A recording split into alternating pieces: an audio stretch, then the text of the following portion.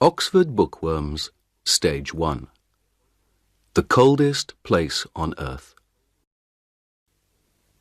Chapter 4.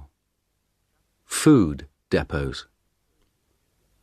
The two ships, Terra Nova and Fram, arrived in Antarctica in January 1911, at the end of summer. The Englishmen and the Norwegians wanted to stay on the ice all winter. They wanted to be ready to go to the South Pole at the beginning of the next Antarctic summer. The dogs pulled the Norwegians' sledges. They ran quickly over the snow and pulled the big sledges from the ship onto the ice. The men ran beside them on skis. They put a big wooden house on the ice. The house was full of food and skis and sledges. They called it Framheim. Outside the house, the dogs lived in holes under the snow. When the house was ready, the men made their first journey south. Before the winter, they wanted to take a lot of food south and leave it in depots. For the long journey to the pole, they needed a lot of food, and they couldn't carry it all with them. On February 10th, 5 men, 3 sledges, 18 dogs, and half a ton of food left Framheim and went south. It was easy. The weather was warm for the Antarctic, between -7 degrees centigrade and -17 degrees centigrade. The snow was good, and the dogs and skis went fast. They went 50 or 60 kilometers every day. After 4 days, they reached 80 degrees south and made the first depot. Amundsen made his depot very carefully. It was very important to find it again next summer. So he put a big black flag on top. Then he put 10 flags to the east of the depot, each flag half a kilometer from the next, and 10 flags to the west. So there were flags for 5 kilometers to the left of the depot and 5 kilometers to the right. Then they went back to Framheim and took some more food south, this time to 82 degrees south. This time it was harder. The temperature was sometimes -40 degrees centigrade, and there were strong winds with a lot of snow. The dogs and men were very tired, and the tents and boots were bad. At the second depot, they put out 60 flags to help them find it again. They came back to Framheim on March 23rd. It was nearly winter in the Antarctic. Their ship, Fram, was far away now, near South America. They were alone on the ice. Oates went with Scott to make the first British depot. They left Cape Evans on January 25th. There were 13 men, 8 ponies, and 26 dogs. The dogs were faster than the ponies. They ran quickly over the top of the snow. but the pony's feet went through it.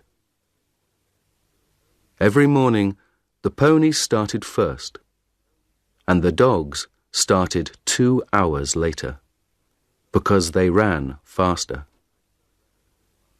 At night, the dogs made warm holes under the snow, but the ponies stood on top of the snow. It was -20 degrees centigrade. After 15 days, Oates talked to Scott. There was a strong wind, and the two men's faces were white with snow. "3 of the ponies are ill, Captain," Oates said. "They can't go on." "Don't be stupid, Oates," Scott answered. "They're good, strong animals. The best ponies on earth." "Not these 3, Oates said. "They're ill and unhappy, and now they can't walk.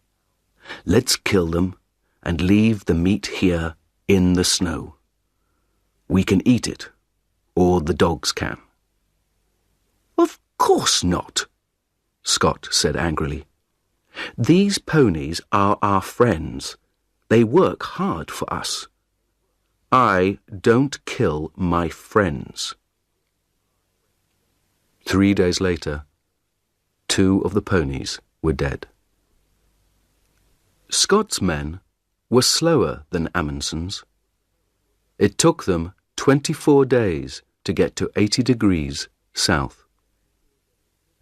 They made a big depot there and put one large black flag on top of it.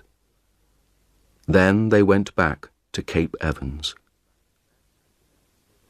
Their camp was on an island in the ice, and the sea ice moved sometimes. There were holes in the ice and black seawater under it. One day, 7 ponies went through the ice into the sea and died. 1 motor sledge also went into the sea.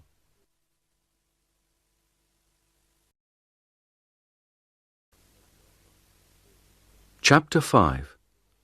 A long, cold winter. It was dark for 4 months.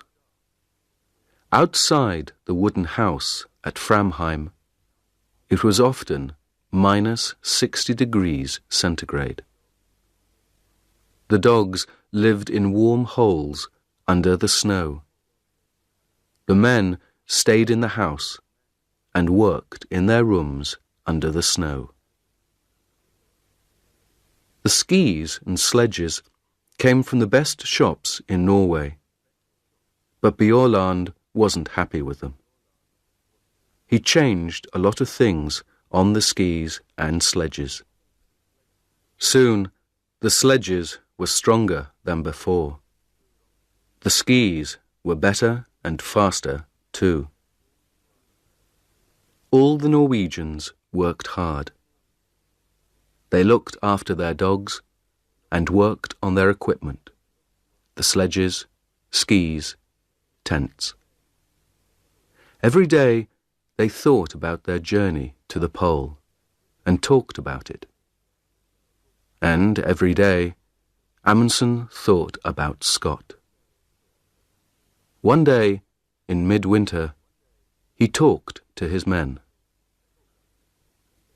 "Let's start early, before Scott," Amundsen said. "Remember, Scott has more men than us, and he has motor sledges too. Perhaps they can go faster than us." Bjaaland laughed. "Oh no, they can't go faster than me," he said. "On snow, nothing can go faster than a good man on skis." "We don't know," Amundsen said. "You're the best skier in Norway, but you get tired, and dogs get tired too.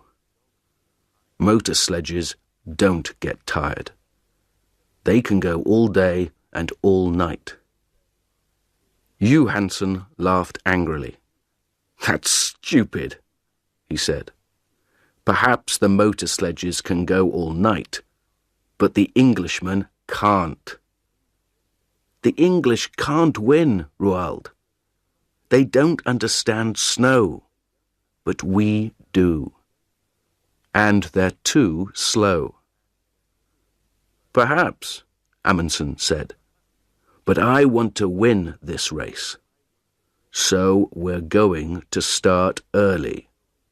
Do you understand?" It was quiet and warm inside Framheim.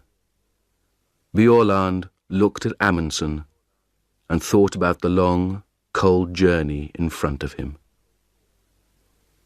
He thought about the dogs in their holes under the snow and listened to the wind over the house. "When, Roald?"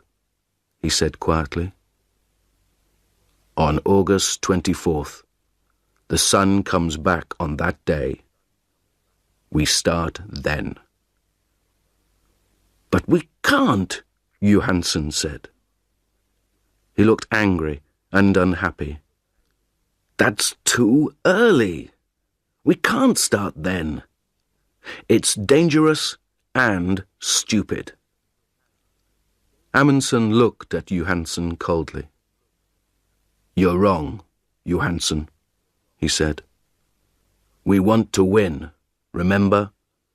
So we start on August 24th. Bjaaland listened to the winter wind outside.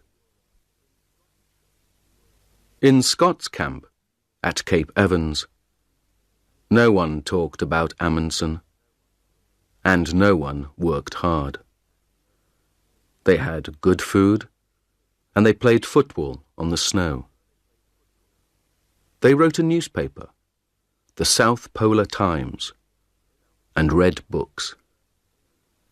No one learnt to ski, no one worked on the motor sledges. Twice, men went for long journeys across the snow. They walked and pulled the sledges themselves. Oates stayed at Cape Evans and looked after his ponies. Over the window in Cape Evans, Scott put a map of Antarctica. With a pen, he made a line from Cape Evans to the South Pole, and he put a little British flag at the pole. Under the map, Scott wrote the day for the start of their journey. "We start on November 3rd, he wrote.